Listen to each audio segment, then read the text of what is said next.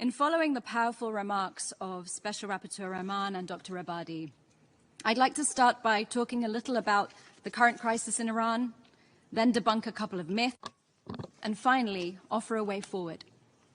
2 days ago, I received a message from a relative of a prominent political prisoner in Iran, who I'll avoid naming to protect them from retaliation by the Islamic Republic authorities. It reads, "I ask the United Nations not to be indifferent to the crimes against humanity inside Iran, because they're killing our children. Protesting is the right of every nation, but the Islamic Republic kills protesters with war bullets. Ask the United Nations not to remain silent, because the lives of our political prisoners are in danger, and many have lost their health or died under torture." I've been working in the Iran human rights advocacy space for 14 years now. Never during that time have I witnessed such widespread and committed opposition to the Islamic Republic regime as there is in Iran today.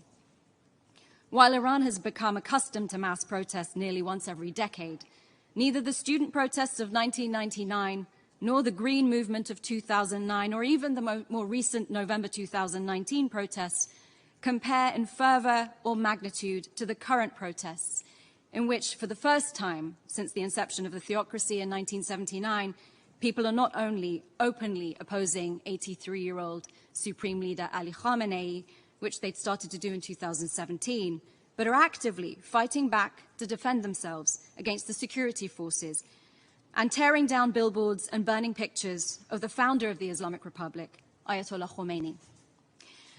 As always, due to the lack of transparency, the number of protesters killed, including women and children, are likely to be much higher than reports suggest. They've been killed with batons to the head and bullets to the neck, even as they ran for their lives.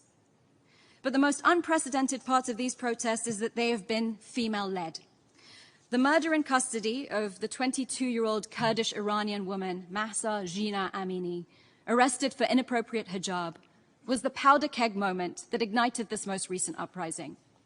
Women have taken to the streets and are not only removing and waving their headscarves, but setting them ablaze and cutting their hair in protest. Despite knowing that they will be arrested and sent to psychological re-education centers, beaten, raped, and even killed, young schoolgirls are removing their mandatory head coverings and chanting, "We don't want an Islamic Republic." The movement's slogan, "Woman, Life, Freedom," is a declaration of opposition to a regime which has built itself on being anti-woman, pro-martyrdom, and repressive. To be clear, this uprising is not just about draconian dress codes. However, the compulsory hijab has become the most visible symbol of the subjugation of Iranian women. Now, Iranian men and women stand shoulder to shoulder against the Islamic Republic's gender apartheid regime that has maintained its power not only through the segregation and oppression of women in Iran, but denial of all Iranians from freedom of expression, association, and assembly, as well as fair trials and due process.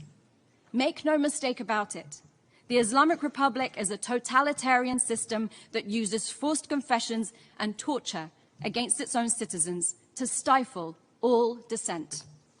According to the World Economic Forum's 2022 Global Gender Gap Report, Iran ranks 143rd of 146 countries. The Islamic Republic exemplifies why countries with the most discriminatory laws and attitudes towards women tend to also experience the greatest turmoil, which in turn compromises international peace and security. This brings us to the first myth, which has sadly been perpetuated not only by representatives of the regime in Iran, but also by global pundits. And that's the myth that compulsory hijab is a cultural issue that we shouldn't interfere with. But you don't need to subjugate people into observing cultural norms, where schoolgirls are defying a lifetime of indoctrination by rising up in classrooms, and people are taking to the streets in their tens of thousands to protest something, despite the risk of death at the hands of the authorities. You can safely assume that's not part of their culture. Coercion that violates human rights has no place in any culture, and Iranians are risking everything for the world to understand this. Another myth is that this regime is reformable. However, the 43-year case study of the Islamic Republic has proven otherwise. The supreme leader has, during this time, consolidated all levers of coercive state power, and Iranians and the world have repeatedly been hoodwinked to think that presidential elections, which have never been free or fair, would make a difference for them. But elections in Iran are theatre. The rise to the presidency of Ebrahim Raisi, who has been a pillar of the oppressive state, implicated in crimes against humanity, and whose leadership harkens back to 1980s Iran, is proof enough that a culture of impunity reigns supreme in Iran, and the theocracy is impervious to reform. I firmly believe the future of Iran can only be written by its own people on its own streets. But no country can go it alone in its pursuit of freedom and self-determination. This body has an important role to play in assisting nations in crisis. Because the Islamic Republic isn't just a threat to its own people, its human rights abuses have become one of its primary exports. The catalogue of abuses by the regime in Iran and around the world is well documented. Throughout its history, the Islamic Republic regime has taken foreign hostages to use as political bargaining chips, and it's intimidated, abducted, and assassinated dozens of dissidents beyond its borders, including recent attempts on the lives of prominent writers and activists just miles away from where we're currently gathered. The potential for the current protests to transform Iran from theocracy to representative government could be a geopolitical game changer and the single most important key to bringing about stability in the Middle East. That's why I believe in building global unity and regional capacity against the Islamic Republic's crimes under international law, including human rights abuses. That's what the Iranian people want from us, and to stop turning a blind eye to their suffering in order to fulfill our own political objectives. For decades, we've only responded to the symptoms of the Islamic Republic's hostile activities, with a focus on countering Iran's nuclear ambitions and regional aggression. But in order to address the cause, we must commit ourselves to intelligently supporting the Iranian people's democratic aspirations. What does that look like? We must stand united in fighting corruption and promoting respect for human rights. And the current crisis in Iran calls for us to urgently support the establishment of an international, independent investigative mechanism on the human rights abuses in Iran, because there are no avenues for justice domestically in the country. At a time when the Islamic Republic's state security forces are once again using disproportionate violence on protesters, it's crucial that we document these human rights violations and atrocity crimes and have mechanisms in place to hold those responsible accountable. It's only with this level of international coordination and support for accountability and justice for the Iranian people that we can address the Islamic Republic itself as the cause of our nuclear and geopolitical concerns. But one thing is clear.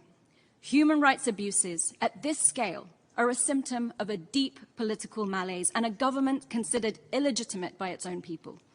Human rights are intricately bound with respect for the rule of law, and there can be no good governance in the long run without the rule of law.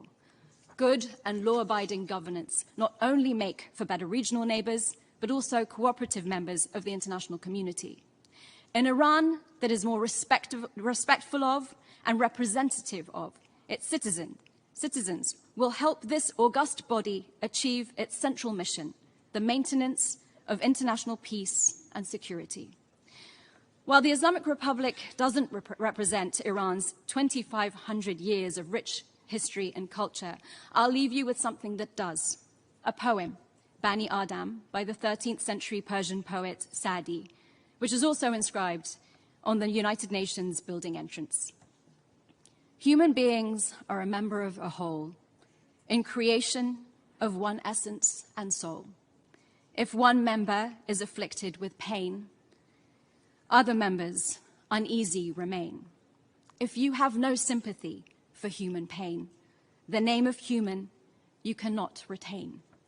The international community should want what the courageous demonstrators in Iran want. It's time for us to stop abetting the Islamic Republic of Iran and start supporting the freedom-loving people of Iran. Thank you.